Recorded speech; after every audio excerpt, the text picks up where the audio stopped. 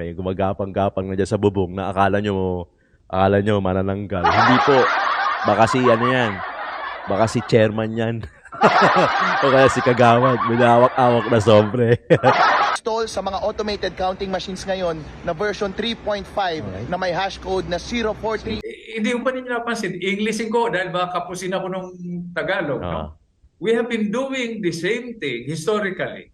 Over and over again. Politically, economically, national security. Over and over again. No? Ang tunay na problema, pagkain, pabahay, trabaho, edukasyon, kalusugan. At ngayon, yung tinatawag na the new oil. Di kami natatakot sa katotohanan. Boses ng masa aming pinapakinggan. Jomalon TV, isu ng bayan. Ating pag-usapan. Tunay na balita, walang kinakampihan. Sumasalamin sa katotohanan lamang para sa mamamayan.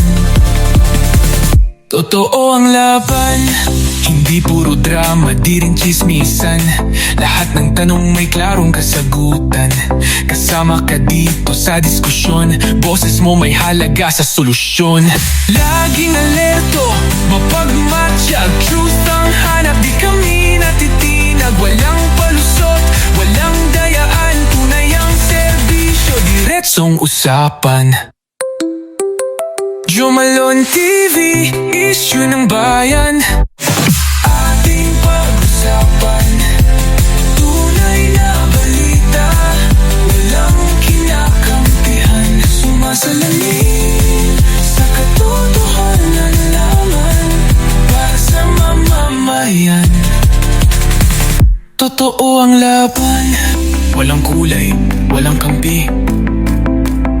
Balita, talakayan, katotohanan para sa bayan. Alright, magandang umaga, hapon o gabi sa inyong lahat. Today is Sunday, May 11, syempre araw ng mga ina, nanay, mama, mami, inang. Maraming salamat po. Happy Mother's Day po sa inyo lahat sa suporta, sa ilaw na ibinibigay niyo sa aming gabay sa inyong mga asawa at sa mga anak ninyo sa pag-aalaga. Araw nyo to. Kaya maraming salamat po sa suporta nga ibinibigay nyo sa amin. Siyempre, Happy Mother's Day sa lahat ng nanay na nanonood dito sa akin sa Jomalon TV. Maraming salamat po. Pasalamatan natin yung mga members natin dito sa Jomalon TV. Siyempre si Ma'am Queen O, si Sir Larry Milagros Chan, Lorna Tuvera, Florina Dacumos, Rose Enriquez, Mary Jane Tabuada, Dina Maus Bongo, Ma'am Lorna, Danny Ubaldo, Manix Sangko, pati na rin si JU Production. Maraming salamat po. Happy Mother's Day po yung mga nanay dyan. At pati na rin yung mga viewers natin, OFW sa ibang bansa. Pati na rin dito sa lokal sa Luzon, Visayas, Mindanao. Happy Mother's Day po sa lahat. Maraming salamat po sa pagsuporta nyo sa Jomalon TV, ang inyong lingkod. Pag-usapan natin yung issue ng bayan, ating pag-usapan. At himahimayin natin. Dito makikita natin na ilalatag natin, pero hindi ko kayo didiktahan. Alam nyo yun? Ilalatag natin yung mga issue, pag-usapan natin, pero alam mo yun, hindi ko kayo madidiktahan eh. Siyempre may mga kanya-kanya tayong paniniwala, may mga kanya-kanya tayong prinsipyo sa buhay. Kaya paki-double check kung naka-subscribe na kayo. Kung hindi pa naman, paki-subscribe na lang at paki-click yung bell icon. Paki-set sa all. Tapos paki-like and share na rin yung mga videos natin para magkaroon tayo ng algorithm kay YouTube. Kasi pagka walang nagla-like, hindi niya tayo re-recommenda. Okay? Yun lang yung support ang hinihingi ko sa inyo. Pati na rin etong mga channel na to. When Tito Talks, pati na rin yung Tito Jom, Tito ng ina nyo. Pagka gusto nyo pag-usapan natin anything under the sun, When Tito Talks, yan po yung podcast natin. Pagka mahilig ka sa food vlog, yung mga Anli Pares, Anli Bulalo, Sisting, Mami Pares, yung mura na, marami pa. Diyan yan sa Tito Jom, Tito ng ina nyo. Yan yung mga channel natin, mga backup channel natin, okay? Simulan na natin to, lantaran na. Allegedly, yung mga vote buying, lalo-lalo na sa mga probinsya, sa mga karatig probinsya. Actually, marami sa Facebook eh. Yun ang kagandahan ng ng technology ng social media, yung advanced technology na ginagawa natin ngayon. Kaya salamat dyan sa mga teknolohiya na yan. Teknolohiya! Dahil dyan, napipicturean, nabibidyohan, yung mga vote buying, hindi naman bago yan eh. Noon pa man meron ng ganyan. Oo, di ba? Baka sabihin ng Comelec, sasabi ka lang, fake news ka naman. Puta naman pare. Alam naman natin lahat dito na noon pa yan. Na matagal nang nangyayari yung ganyan. Di ba? May mga nakakalusot talaga na hindi nyo nakikita. Na hindi nyo napapansin. Kasi sobrang laki. Di ba? Yung mga karatig propisya, yung mga kasulok-sulukan. Dito nga sa Maynila, just sa social media, tumingin-tingin ka lang dyan, makikita mo na meron eh. Di ba? Pabigas-bigas. Ayun na. 1,000. 2,000. 350. Puta, yun na masama. 300. 150. Marami dyan sa Facebook. Tumingin-tingin lang kayo dyan at marami kayong makikita. Pero meron tayo dito. Pero pakinggan muna natin si Attorney Haros Pisio. Kasi ito lang naman yung isa sa mga matatapang na laging nagko-call out sa sa Comelec eh. Kasi talagang may alam eh. At least may alam, 'di ba? Alam niya kung paano yung machine, kung ano dapat na hindi nakakonekta sa internet. Alam niya yung pasikot-sikot. Kaya siguro inis na inis dito ang Comelec kasi ito lang yung bukod tanging kumo-call out sa kanila eh. 'Di ba? Na alam mo yung pasikot-sikot ng makinarya nila. Paano na lang kung wala to? Hindi natin alam. Ako, hindi ko na maalam kung paano yan makinarya na yan. Di ba? Panoorin natin, Attorney. Kapag po yung mga storage devices ng makina, madadaya na po tayo. Sa mga susunod na araw ay mangyayari na yung final testing and sealing day para sa ating mga automated counting machines. Mga watchers, ito po ang mga kailangan ninyong gawin. Una, tignan nyo po yung likod ng makina. Dapat po merong mga nakaselyado doon na 2 USB storage devices. Hindi po dapat tampered with yung seal at yung seal na yon ay dapat mananatili hanggang sa huli ng eleksyon. Pangalawa, tignan nyo po kung merong mga nakakonect na internet connection doon sa likod ng makina. Wala po dapat USB internet modem na nakakonect. At kapag Starlink naman ang gamit, wala dapat Ethernet cable na nakakonect doon sa likod ng makina. Pwede nyong tignan yung main display ng automated counting machines.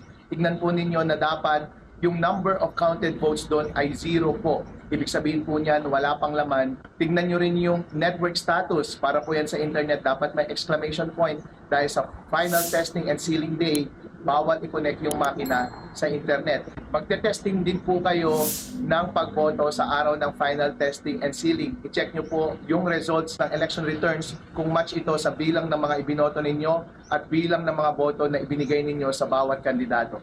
Tingnan po rin ninyo na sa araw ng final testing and sealing day, wala po dapat mangyayari na transmission. Hindi pa rin dapat i-connect yung makina sa internet. At tandaan ninyo na i-connect lamang dapat yung makina sa internet sa araw ng eleksyon pag na-print na yung mga election returns at magta-transmit na ng data papunta sa ating mga servers. Sa panahon ng final testing and sealing day at sa araw ng eleksyon, pwede po kayong gumamit ng cellphone at mag-take ng pictures at mag-take ng videos. Huwag nyo lamang pong kukunan yung mga botante, yung kanilang pagboto at yung kanilang balota. Sa araw po ng final testing and sealing, dapat yung makina po ay nasa presinto na. Kahit kailan, hindi po dapat yan ililipat hanggang matapos yung eleksyon. Kapag sabihin nila na kailangan namin ilipat to sa munisipyo, ililipat namin yung mga balota para doon namin bibilangin, wag po kayong papayag. Kahit natapos na po yung boto before matapos ang 7 p.m. on election day. Okay. Yung makina po at yung mga storage devices, pwede po nating bantayan from final testing and sealing day hanggang sa araw ng eleksyon. Kung gusto nyo pong magkampo sa labas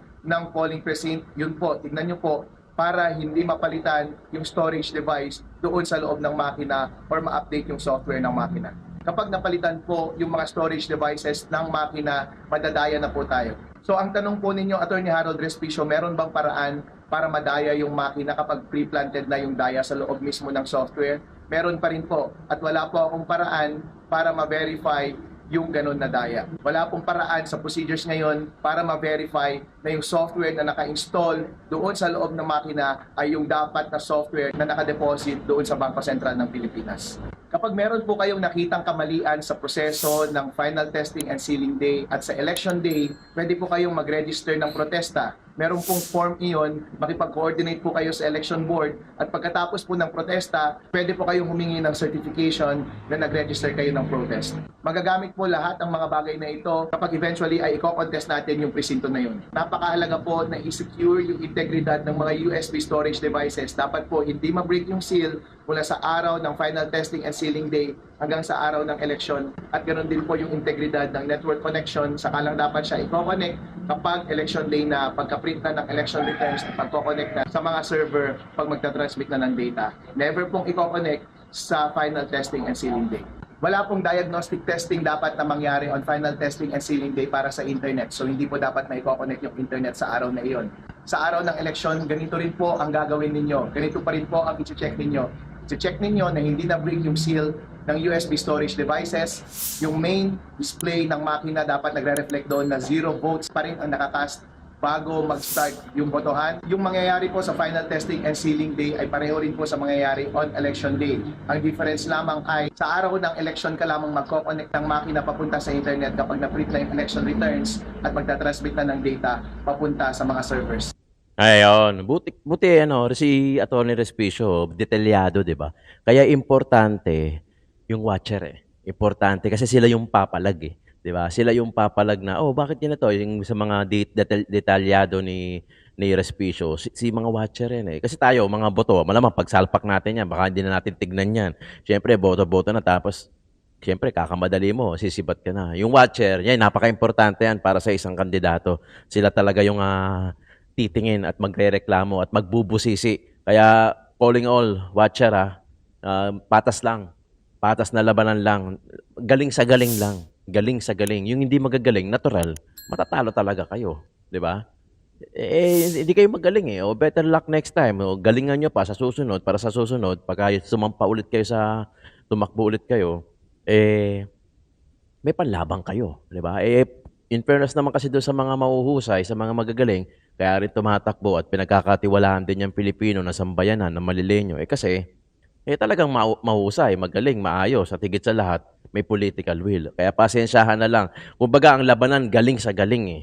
Diba? Galing sa galing, plataforma sa plataforma, political will sa political will. Hindi ka pwedeng manalo ng daya lang. Manalo ka man. Dahil sa pandaraya mo, sa Panginoon, sa Panginoon, talo ka.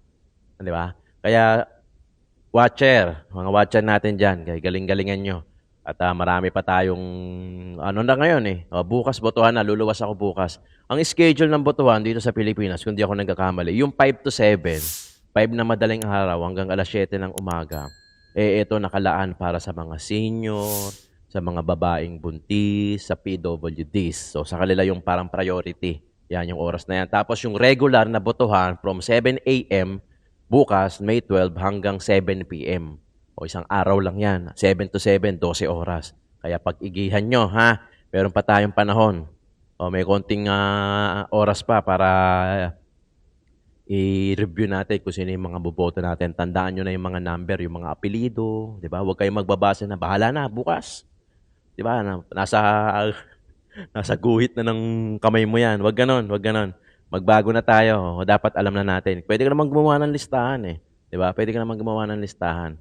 Yung kunyari, may sample ballot naman na may diyan na meron. Pero wag yung wag yung may nakalakip na pera. Vote buying yun. Dapat alam mo kung sino yung boboto mo. Assignment mo yan eh. Responsibilidad mo yan bilang isang botante. Na alam mo kung sino yung iboboto mo. Bawat isa na track record mo na yan. Kumbaga, na background investigation mo na yan, na research mo na yan, na napintahan mo na yung pagkatao niyan, o kaya kilala mo na siya, hindi man personally, kilala mo na siya kasi constituent ka niya o dati mo na siyang binoto. Diba? Madali naman yan. May internet naman tayo, may Google naman dyan, may Wikipedia naman. Makikita nyo naman kung ano yung ginawa ng tao na yan before. Kung yan ba corrupt, o yan ba salbahe, o yan ba may talagang may naitulong, di ba? Walang bahid ng korupsyon. Yan ang iboto nyo. Panoorin pa natin si Respicio pa, meron pa isa rito. Malaking balita mga kababayan, nakakabahala po. Kaka-check ko lang po yung kaka-upload ng COMELEC na source code review report.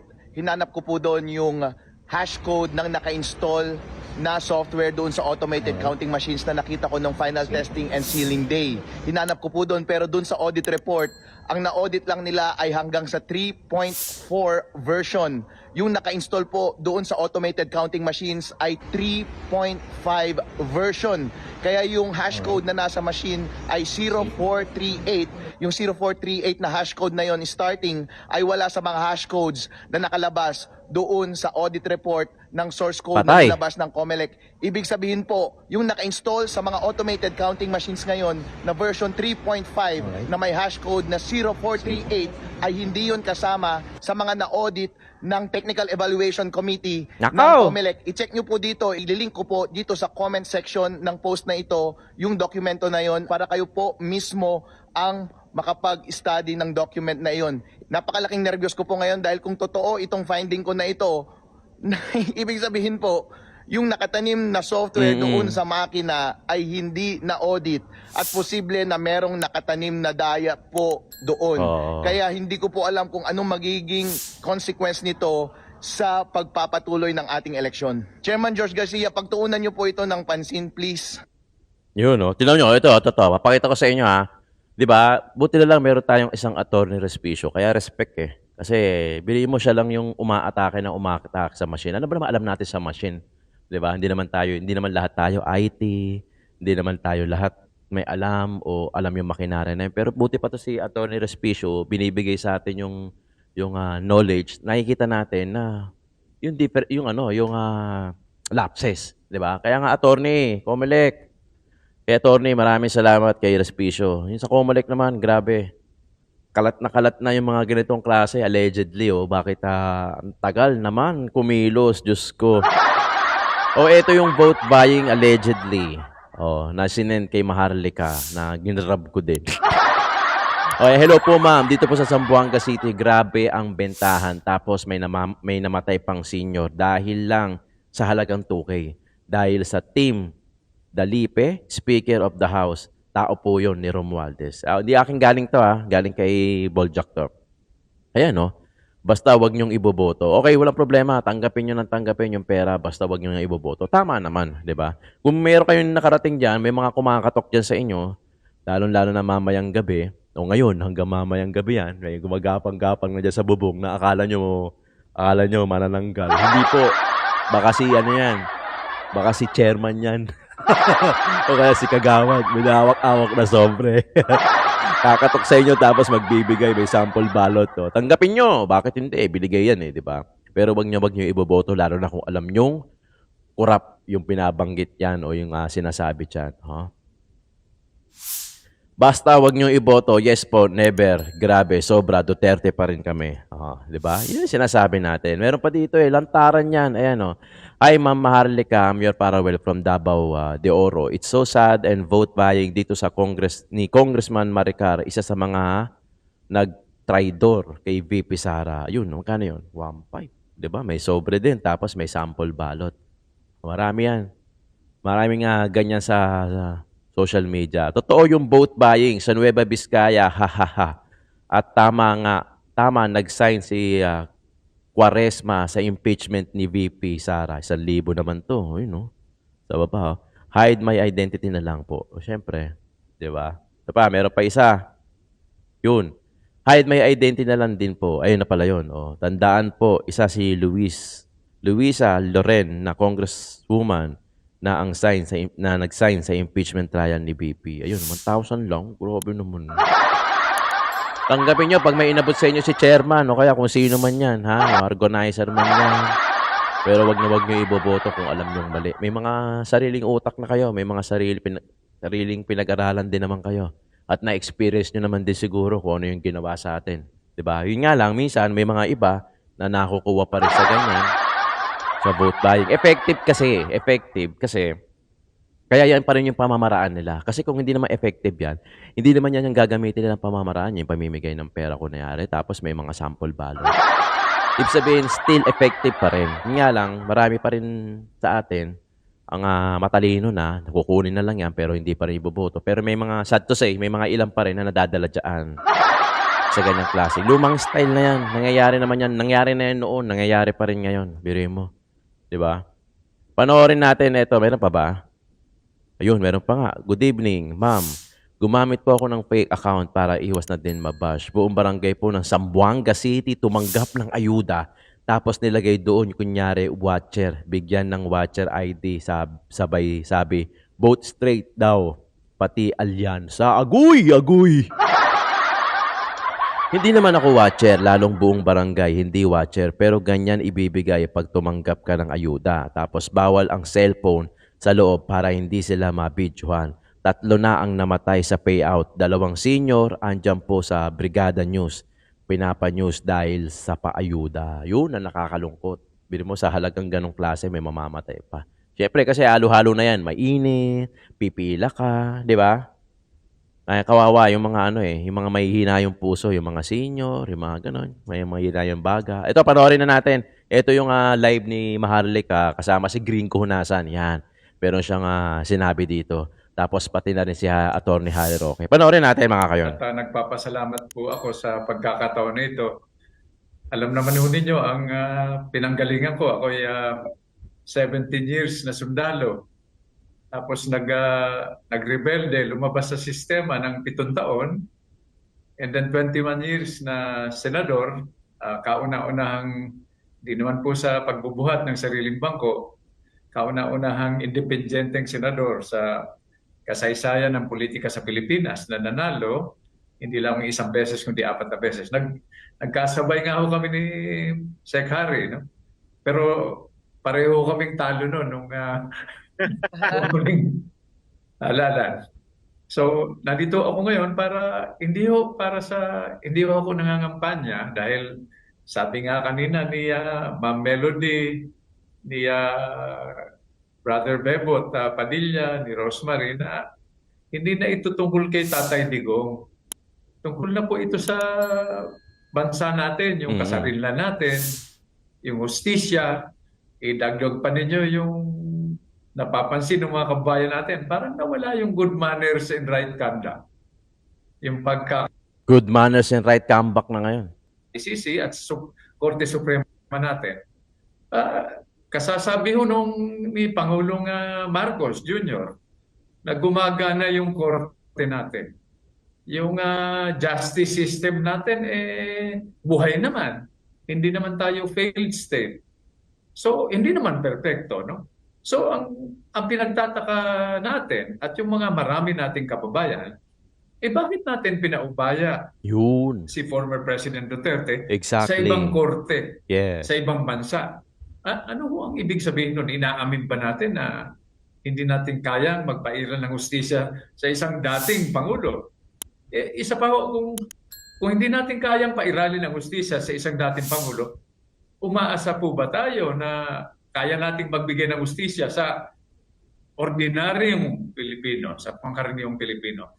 Yun yung mga katanungan. At kahit na ho ano ang mangyari dito sa darating na halalan sa Lunes, hindi ho natin titigilan ito. Hanggat hindi tayo narinig ng ICC, ng Korte Suprema, at yung mga kababayan natin, hindi lang dito sa Pilipinas, kundi sa buong mundo na mabigat ang kalooban. No? Nakikita naman natin. Yung ibang mga kababayan natin, nag-absent sa trabaho. Gumagastos ng sariling pera para pumunta dyan. Sa dahig. Para kinapipiitan ng ating dating Pangulo. So, sakripisyo po ito. Ibig sabihin, global po ito. Hindi po ito localized at hindi ito iilang Pilipino lamang. So, ang hinahangad lang natin dito is justisya. Kaya sabi namin, pabalikin. Bring him home.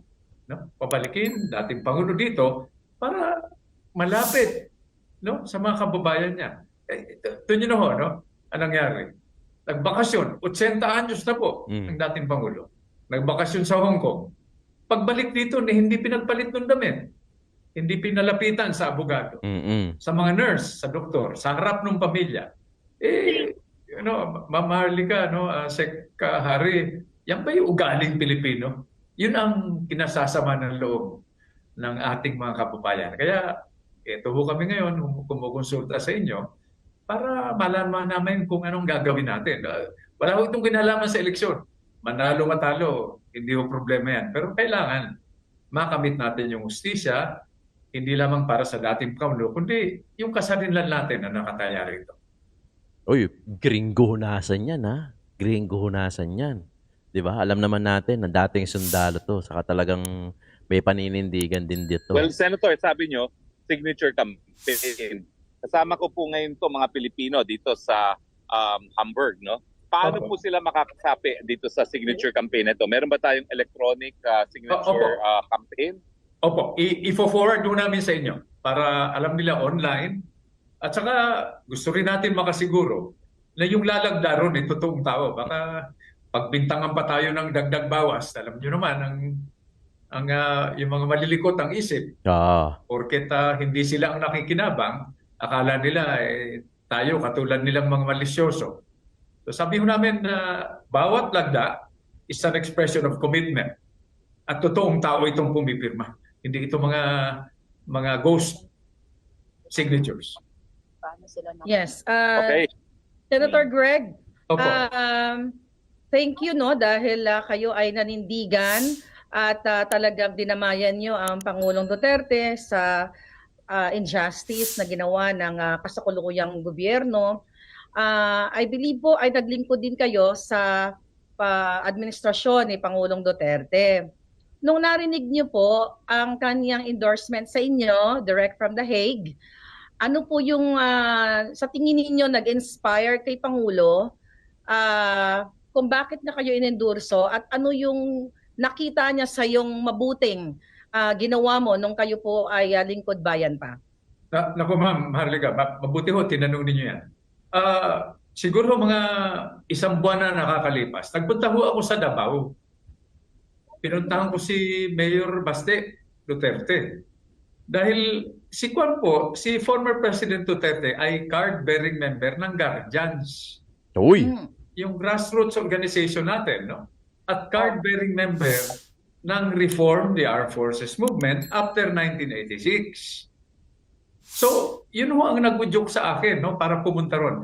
Binibigyan ko lang po sa pahintulot ninyo ng background kayo. No? Nung ako nagtatago, 5 milyon ang patong sa ulo ko. Pinadala ho namin yung anak namin na panganay dahil hindi makapag-aral dito sa Maynila. Kaliwat kanan yung raid sa tahanan namin sa Marikina. So, pinadala namin po sa Davao. Kinungkong po, inampon ni Mayor Duterte noon. So sabi ko kay Mayor Baste, alam mo Mayor Baste, nung ako ay nagtatago, inampon ng ama mo yung aking panganay na anak. Personal yun. Ngayon siya nakakulong, ako nasa labas. Kung ano may tutulong ko, magsabi lang kayo. Yun ang dahilan. So, yung katanungan nun yun, nung ininurso ako, abay siyempre di ba yun ang tinuro sa atin nung elementary pa tayo? Maraming salamat, former President Duterte. Maraming salamat, bro, Digong. No? Personal yan ang ugaling Pilipino. Brotherhood. No? Magpasalamat ka, good manners and right conduct. Pag baliktad naman yung panahon, baka tulungan naman niya ako at yung pamilya ko. Ganun naman ang ugali natin mga Pilipino. Yes. So thank you po. In-endorse niyo ako. Malaking bagay yun. No? At tatanawin kong habang buhay na utang na loob sa kanya. Dahil alam niyo naman itong eleksyon ngayon, medyo kapos tayo sa panggasolina, yung ibang kakompetensya natin sagana. Baka maging patas yung laban. Well, Senator, pwede ba hong isiwalat nyo anong nangyari at hindi kayo naging kasapi ng PDP-10, no? Dahil nung una, siyempre, hindi sila kompleto, pero kayo po'y tumakbo na hindi sa ilalim ng PDP, no? Pero inendorso siyempre ni Tatay Digong later on. Ano po yung nangyari? Did you really intend na tumakbo kayo as independent? Or kwento niyo po sa amin? Hindi po, Sir Harry, no? Ma'am Harlika. Susuguin ko lang po, no? Naalala ho ninyo yung last presidential election. Kasama ho ako dun sa unit team ni President Marcos at ni VP Inday. Sabi ko, hindi ho ako nag-apply, no? Inalok nila ako. So sabi ko, baka naman magtaka yung mga kababayan natin. Anong ginagawa ni Unasan yan sa unit team ni Marcos? Hindi ba kasama sila 39 years ago dun sa EDSA? Sabi ko, ganito, para gawin nating simple ang usapan. Ano ang plataforma ng sinasabing unit team? Sabi ko, unity. Abay, ako, unity. Di ang nakasalalay dyan, interest ng bansa. Sama ako dyan. Tingnan naman ho ninyo anong nangyari sa Unitim. No? Ang nangyayari sa Unitim. So sabi ko, Nabudol. Yun nga ho, Budol-budol. kayo na nagsabi nun. Ayoko namang personal. Hindi naman ho tayo nag-aanap ng away. No? So, Well, Senator, ako may tanong ako talaga na, alam niyo po, talagang kinikilala namin kayo dahil isa kayo sa bayani ng People Power 1986. At pwede ba hong sabihin niyo sa amin, meron ba kayo nakikita na parehong mga kondisyon para maulit muli ang 1986, no? Ano sa tingin niyo? Nako, Sec. Harry, no? Maharlika, mga kababayan natin, no? Galing na ho tayo dyan sa People Power. No? Mahirap yung pinagdaanan natin. People Power, peaceful, halos walang dugo na dumana. Hindi ho yun laban dun sa ama ni Pangulong Ferdinand Marcos Jr. Nag-ipon-ipon tayo noon, 39 years ago, para sa pagbabago, para sa reforma. Hindi ho tayo nag-aanap ng away noon. No? So, 39 years later, ito nyo naman ang nangyayari. No, imbis na umunlad ang Pilipinas, nauwi na naman sa personalan. Nauwi na naman sa sobrang tinatawag na partisan politics. So, hindi ko pa ninyo napansin. Englishin ko dahil baka kapusin ako ng Tagalog. No? We have been doing the same thing historically. Over and over again. Politically, economically, national security. Over and over again and expecting a different result. History repeats Ulit yung itself. ginagawa natin tapos umaasa tayo alang-alang sa pagbabago sa kaunlaran na iba ang magiging resulta. Hindi ho ba may tawag dyan? Yung paulit-ulit mong gagawin tapos aasahan mo iba resulta. Example po, no? Magbalik tanaw tayo. 1986. Bakit nga ba? Ano sa tingin nyo? Saan tayo nagkamali? Bakit umulit ang kasaysayan sa panibago na namang Marcos? Anong dapat ginawa natin matapos yung 86 revolution? Yun nga ho sana, Sec. Harry, ang Papaliwanag. Di ba 1986 po? Nandun kayo. Di ba? Freedom Constitution. No? Freedom Constitution, revolutionary government to. Ang sitwasyon nun. Ano ang una natin ginawa? Nag-eleksyon tayo. Para bang eleksyon ang solusyon sa lahat nating problema. Sabi ho namin, ang problema hindi tao, yung sistema. Ngayon, balik ko tayo sa katanungan ninyo. Hindi ho ba tayo natuto? Hindi ba natuto yung mga iniluklok natin? So ito ho, self-criticism, Maharlika, no? Sec. Harry, no? Tuwing magpi-people power tayo, pakaluklok natin ng mga bagong halal, bagong luklok ng mga personalidad, nag-uuwian tayo.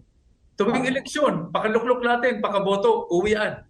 Ngayon siguro dapat tutukan natin. No? Yun. Itong eleksyon at yung mga darating na araw. Dahil may duda ho kami, may suspetsa kami na ito ay hindi tungkol sa midterm election, kundi tungkol ito sa Panguluhan sa 2028. Parang kinakabahan sila siguro. Yung mga may hawak ng kapangyarihan na baka yung ating pangalawang Pangulo ay maging Pangulo. Talaga?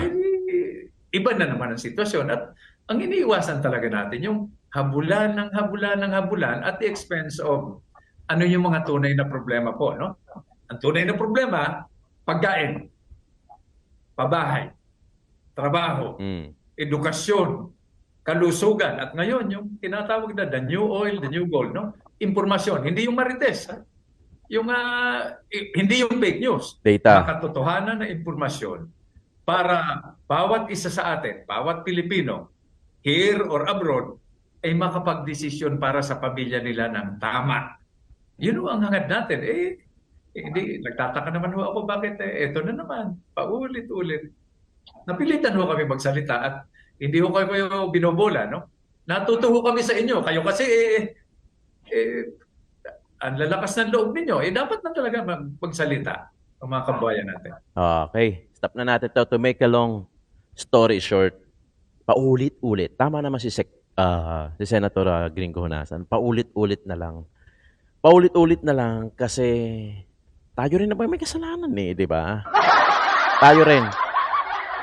Huwag na tayong magturo ng iba. Ituro na natin yung sarili natin.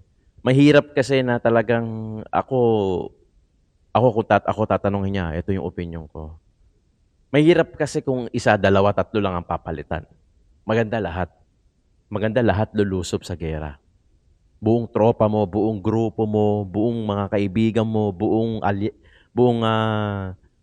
slate mo, lulusob sa gera. Yan. Hindi ba pwedeng isa, dalawa, tatlo lang, tapos ang kalaban madami. Wala. Mag-aagawan lang ng sistema yan hanggang sa maubos yung taon. Pag naubos yung taon, wala na. Panibago na naman, uulit na naman at uulit na naman tayo. Wala namang mangyayari. Ang pinakakawawa pa rin, taong bayan, Pilipino. Kaya nga sabi ko, medyo nalungkot ako nung hindi na-endorse ng INC yung iba na Duterte. Iilang lang yun nakapasok. Kasi kahit papaano, nagmamatter pa din yun. Nagmamatter pa din yun. Although marami namang Katoliko, marami din naman INC, marami din naman Pilipino, pero nakakalungkot din, no? Kasi sana, alam mo yun, mahirap kasi pag watak-watak eh. Kunyari, halimbawa kayo, grupo kayo ng magkakaibigan, may nahalo ng ibang grupo ng kaibigan sa kabila, mahirapan kayong kumilos, di ba? Mahirapan kayong kumilos. Iba kasi pagka lahat kayo nando doon, at least, sama-sama kayong pupuksa sa mga kurap na nakaupo. Ito lang yan. Pag may bumoto pa rin doon sa mga kurap, putya, wala na tayong pag-asa talaga. Kung ano yung nangyari last time, noong 19th Congress, yun din ang mangyayari sa 20th eh. Malamang eh, di ba? Yun din yun. Ang hinihintay natin kasi 2028 eh, maging presidente si BP Inday Sara. Pero wag natin kalimutan na meron pang isang kinakaharap si BP Inday Sara, yung impeachment niya sa June, July. Kaya nga lagi ang panawagan, Duterte, maipanalo, maipasok, makapasok lahat para ma-secure, maprotektahan si BP Inday Sara sa kanyang impeachment trial. Because impeachment trial is a number game. 16, 2/3 ng mga senator ang boboto, that's 16 senator para ma-convict si BP Inday Sara at ma-remove siya sa pagka-vice-presidente ng Pilipinas. 16 votes, 'di ba? Ilan ang senator? 24. It's a number game, believe me. Number game 'yan. So, anong kailangan para hindi mabuo yung 16 na votes? 10 para sigurado, 'di ba? Para talagang hindi makumpleto yung 16. Andiyan na si Robin, that's 1. Sure ball, may 1 na. O ilan pa ang kailangan? Kung 10. O de 10 pa. O kung makakapasok lahat ng Duterte, Senator Amy makakapasok. At least, masisecure natin yung slot ni BP Inday Sara na hindi siya ma-convict, hindi siya ma-remove sa impeachment trial niya sa June, July. So therefore, pagka hindi siya na-convict, sigurado tatakbo yan sa 2028. At pag tumakbo yan sa 2028, sigurado panalo yan. Kasi yun nga yung iniiwasan nila. Yun yung kinakatakutan nila. Laking takot nila kay BP Inday Sara. Kasi pag Duterte ang umupo, sigurado kupas lahat ng mga korap na yan. Di ba mga kayo? Yun lang yun. Bukas, botohan na ha. Meron pa tayong ilang oras para isipin, ilista, pag-isipan maigay kung sino yung iboboto natin. Diba? Pero personal wish ko sa inyo, Duterte, wag natin palusubin sa gera na iilan lang, kailangan kumpleto sila. Okay? Para hindi sila mahirapan. Sunday today, Happy Mother's Day, May 11. Maraming salamat sa panonood dito sa Joe Malone TV, Issue ng Bayan, ating pag-usapan.